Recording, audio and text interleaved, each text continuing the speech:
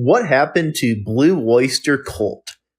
The group first assembled in 1967 as Soft White Underbelly in a communal house at Stony Brook University in Long Island.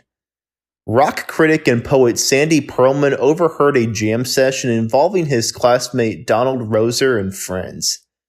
Impressed by what he heard, Pearlman offered to manage their group and become a creative partner and lyricist. The original lineup consisted of guitarist Roser, drummer Alan Bouchard, keyboardist-guitarist Alan Lanier, singers Jave Cagle aka Krishna Das, and Les Bronstein, with bassist Andrew Winters filling in. Pearlman's vision for the group was to make them the American equivalent of Black Sabbath. He was tireless in his efforts, and he got Soft White Underbelly paying gigs and eventually scored them a recording contract with Elektra. His strange, arcane poetry provided the lyrics for many of their songs, while he also enlisted another classmate writer, Richard Meltzer, to write lyrics. Initially, without a lead singer, they added Les Bronstein on vocals. This quintet signed to Elektra Records and recorded an album that was never released, with the band dropping Bronstein and replacing him with Eric Bloom, their road manager and sound engineer. Pearlman changed their name to Oxica and then Stalk Forest Group. As the latter, they cut a second Elektra album that also went unreleased, though the single What is Quicksand with Arthur Comics on the B-side was issued in 1970. Cut loose by Elektra, the band changed their name again, this time to Blue Oyster Cult. Thanks to Pearlman's tireless energy and canny pitching skills, he badgered Clive Davis with demos and live tapes until he signed them to Columbia Records in late 1971. The lineup on their 1972 self-titled label debut included Roser, Bloom, Lanier, and Albert and Joe Bouchard. Supported by radio play on the East Coast, the record reached the lower rungs of the charts. Columbia sent a promotional EP live bootleg to radio stations in October and followed with Black Oyster Cult's second album, Tyranny and Mutation, in February 1973, with the singles Hot Rails to Hell and future concert classics such as OD'd on Life Itself and Seven Screaming Dizbusters. Another song on the album, Baby Ice Dog, featured lyrics by Patti Smith. Their third album, Secret Treaties, was released in April 1974, and it became their first to break into the top 100 on its way to being certified gold. Its single, Career of Evil, also featured lyrics by Smith. They toured with Britain's Wishbone Ash. Given the acclaim of their concerts, which were raved about by rock critics, media personalities, and disc jockeys, Pearlman convinced Columbia to release the live double album On Your Feet or On Your Knees in February of 1975, and the set was certified gold and reached number 22 on the Billboard 200. Oyster Cult was well established as a top-tier recording and touring act. They achieved a global breakthrough with 1976's Agents of Fortune, their fourth album. It featured the top 10 hit single Don't Fear the Reaper, featured in director John Carpenter's seminal horror film Halloween, which was certified platinum and peaked into the top 30. Smith contributed vocals to the track The Revenge of Vera Gemini, one of two she co-wrote with Albert Bouchard. Jazz duo the Brecker Brothers also contributed horns to several cuts. Spectres, the band's sixth overall album, was issued in October 1977. Led by Godzilla, a tongue-in-cheek tribute to the popular movie monster of the same name, it didn't chart but did become an early concert favorite and later a sleeper hit. Despite peaking just outside the top 40, the album was certified gold in January 1978.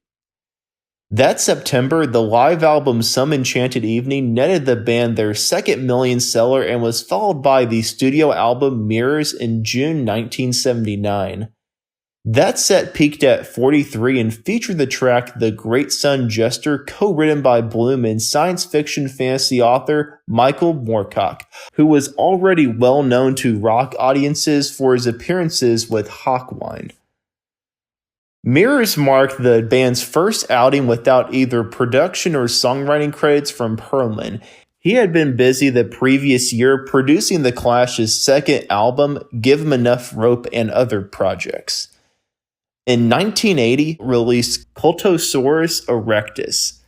It charted well inside the top 40 as the band sold out arenas across the globe. That same year, they accompanied Black Sabbath on the co-headlining Black and Blue tour. Blue Oyster Cult returned to gold-selling status in the summer of 1981 with Fire of Unknown Origin, thanks in large part to the top 20 hit single Burning For You. With producer Martin Birch, they had been recording songs for inclusion in the animated film Heavy Metal, but none were used save for Veteran of the Psychic Wars, ironically not written for the film, co-written by Bloom and Moorcock. The title track featured lyrics from Smith, by this time a gold-certified recording artist in her own right, while Meltzer and Perlman also contributed lyrics. In the summer of 1981, drummer Alan Bouchard was replaced by the band's tour manager and lighting designer Rick Downey. Blue Oyster Cult's third live album, Extraterrestrial Live, was released in April 1982. With Perlman returning as producer, the show included set staples and a cover of The Doors' Roadhouse Blues with a guest appearance by Doors guitarist Robbie Krieger. Released as a single, it peaked at 24, while the album reached number 29 in the US. In October 1983, Oyster Cult released the studio outing The Revolution by Night, produced by Birch. The album only reached number 93, their worst showing in a decade, but with that said, it didn't hurt their touring revenues a bit. Downey left in 1984 and was replaced in 1985 by Jimmy Wilcox. The same year, Lanier left temporarily and was replaced by Tommy Zivonchek.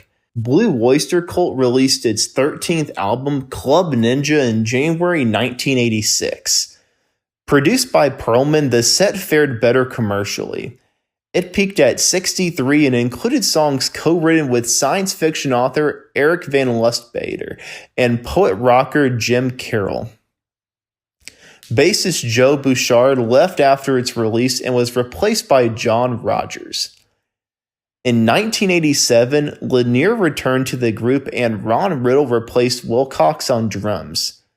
Blue Oyster Cult's 14th album, the concept recording Imaginos, became their final studio album for Columbia Records in 1988.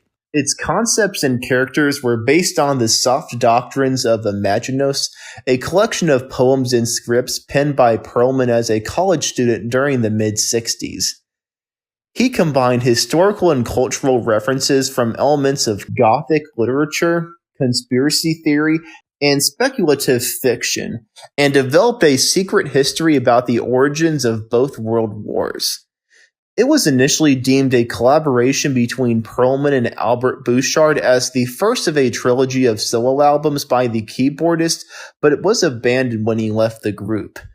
It took a total of 8 years to complete and was the final Blue Oyster Cult album to chart, reaching number 122 on the Billboard 200, with the world tour selling out. Blue Oyster Cult scored the movie Bad Channels in 1992, by which time Chuck Burgi had replaced Ron Riddle on drums.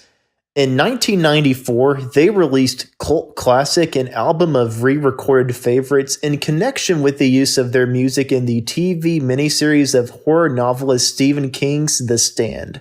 Numerous lineup changes ensued throughout the 90s as the band kept on touring the world, and in 1995 were the subject of a double-disc Columbia anthology, Workshop of the Telescopes. By the late 90s, Blue Oyster Cult had signed with the CMC label, resulting in their first album of all new studio material in 10 years, 1998's Heaven Forbid, and 3 years later, The Curse of the Hidden Mirror. The group's music reached a whole new generation of hard rock fans when Metallica covered the classic Astronomy for their best-selling Garage Inc. album in 1998, and a few other best-of collections surfaced around the same time.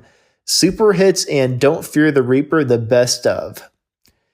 In 2001, Columbia/Legacy reissued their first 4 releases with newly remastered sound and bonus tracks, while Rhino issued Saint Cecilia the Electra recordings made by the Stalk Forest group.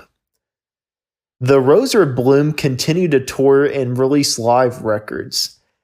In 2012, Sony Legacy released the box set The Complete Columbia Albums Collection. In 2017 and 2018, respectively, they released 2 numbered archival volumes entitled Rarities. At the beginning of 2020, Blue Oyster Cult re-released their CMC studio outings Heaven Forbid and Curse of the Hidden Mirror, as well as 4 live records including 40th Anniversary Agents of Fortune Live 2016 and 45th Anniversary Live in London. The latter served as a precursor to the announcement that the band had signed with Frontiers Music to issue their first new studio material in 19 years. The Symbol Remains was released that October. Its title was derived from a lyric in Shadow of California from The Revolution by Night. Planned for years, the recording was initially delayed by Lanier's death in 2013 and then again upon Perlman's passing in 2016. Co-produced by Roser, Bloom, and new vocalist/multi-instrumentalist Richie Castellano, the lineup also included new members Danny Miranda on bass and Jules Rodino on drums, and featured a guest appearance from Albert Bouchard on the opening track That Was Me. Its track list included a songwriting appearance from Meltzer as well as several selections with lyrics by science fiction author John Shirley. In April of 2024, the band released Ghost Stories, an album of unreleased material they had recorded between 1978 and 1983, as well as 1 song from 2016. The album included covers of The Animals' We Gotta Get Out of This Place and the MC5 signature anthem Kick Out the Jams, as well as 10 original songs. And that's what happened to Blue Oyster Cult. Thank you for watching. Like and subscribe if you haven't already. Give me some facts about the band that I failed to mention and let me know who I should do next on the channel. Thank you again for watching. I will see you in the next video.